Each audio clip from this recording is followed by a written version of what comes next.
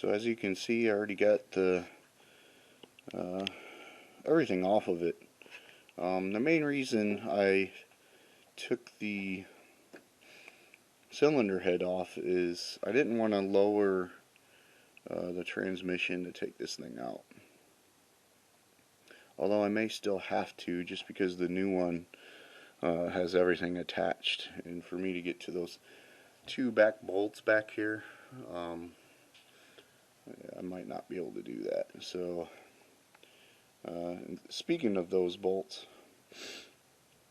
there's two right on the top here,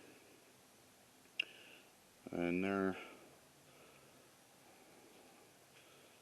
let's see if I can get this to focus.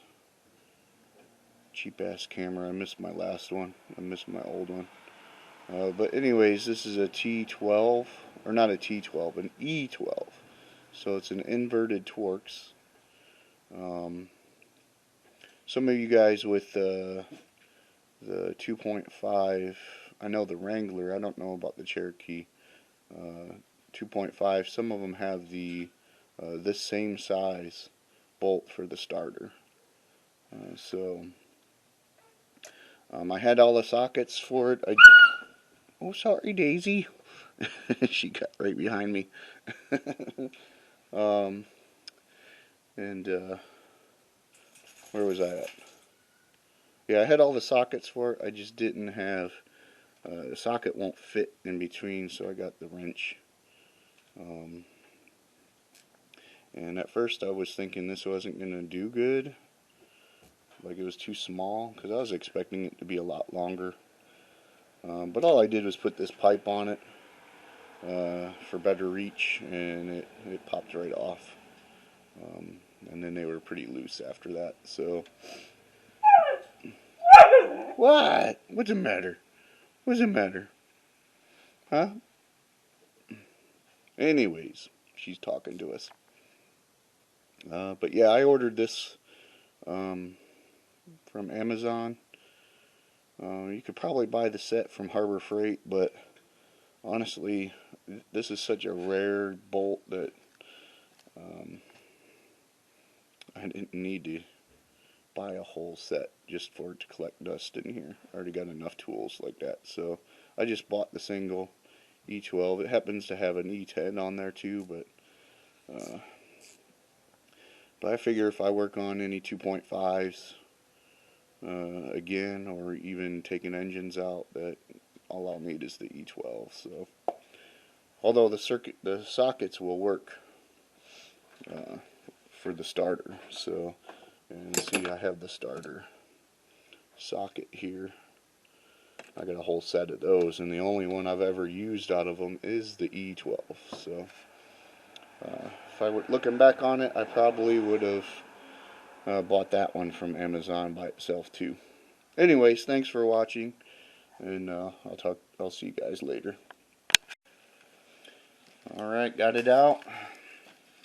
This is the old engine. I think I'm going to go ahead and reuse the distributor cap, or the distributor itself. I want to put this engine at top dead center, because I have this one at top dead center, so I figure I can kind of mirror the way it should as far as timing. And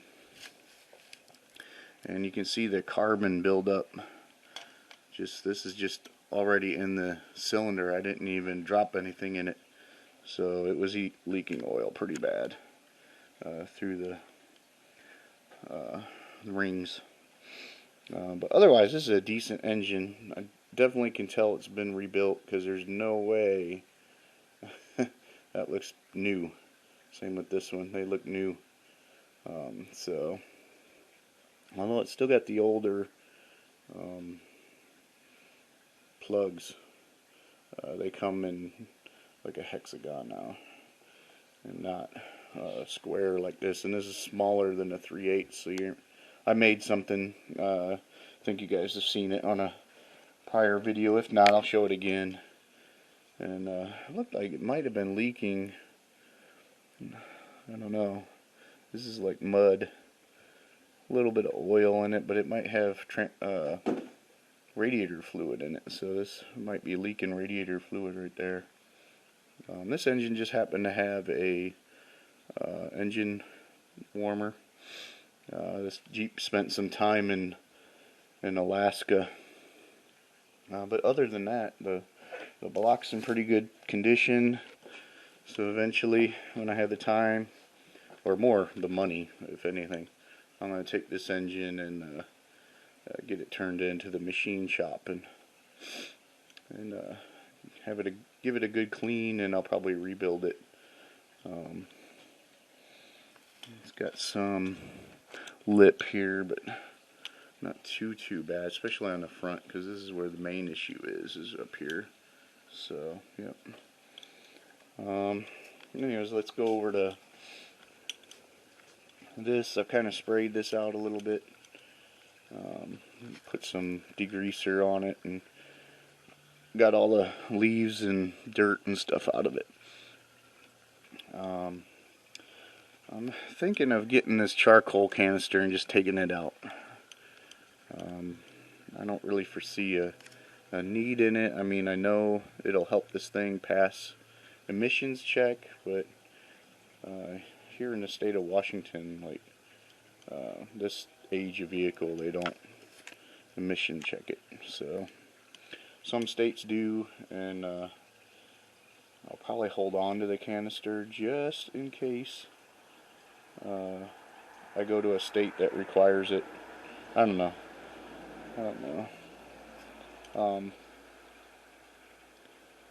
But anyways, yeah. If you wash this bay out, just be careful not to get water up in your computer or your fuses over here and relays. So that way, yeah.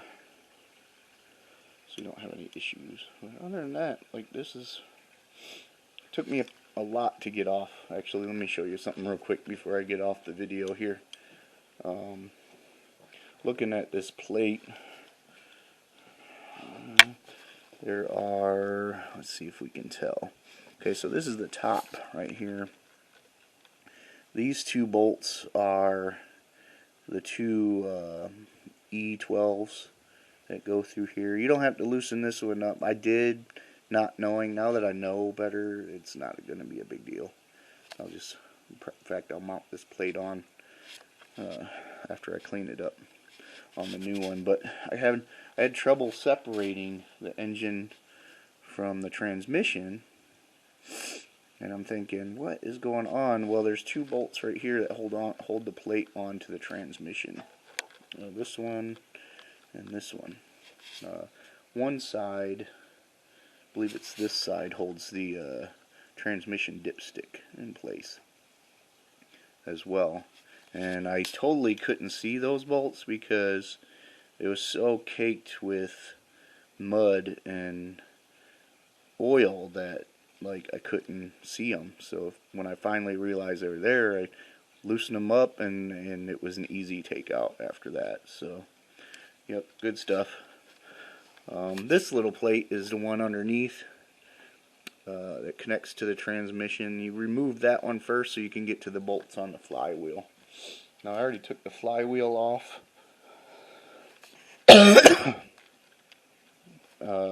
The old engine, and I'll reinstall it on the new one. But it's in very good condition. You know, a little bit of rust, but not like terrible. I mean, the starter connection, I mean, there's nothing torn up with the flywheel. So I'm thinking the last time they rebuilt this engine, they replaced that. So this could be, this engine might not even belong to this Jeep, just depending on what the previous owners did with it. So once I turn it in the machine shop, though, I'll find the serial number on it and figure out what year it was made. So I'm pretty sure it's a pre-99, but we'll find that out when we take off the cover here, because there's a bolt right here. If it's one of those spring bolts that I put into this engine, And then it's an older, pre-99. If it's after 99 and after, it's got the plate with the 2 Torx screws on it. So, but anyways, that's where we're at so far. Thanks for watching. I'm going to get this all cleaned up and ready for the new engine to be put in, and that requires a couple extra things. Like I got a cowl intake. I'm gonna have to cut this out right here to install a plate, and then the air is gonna come from underneath the dashboard here up into the engine. It's an awesome, cool cool air intake system, and it gets rid of the air box up here. So I got a few ideas. Over here, the radiator bottle is kept. I'll probably mount a new one over on this side, and then maybe expand this so lights and whatever can be added on if the next owner wants to. I probably won't go that far myself, but you never know. So anyways, that's where I'm at now. Thank you for watching.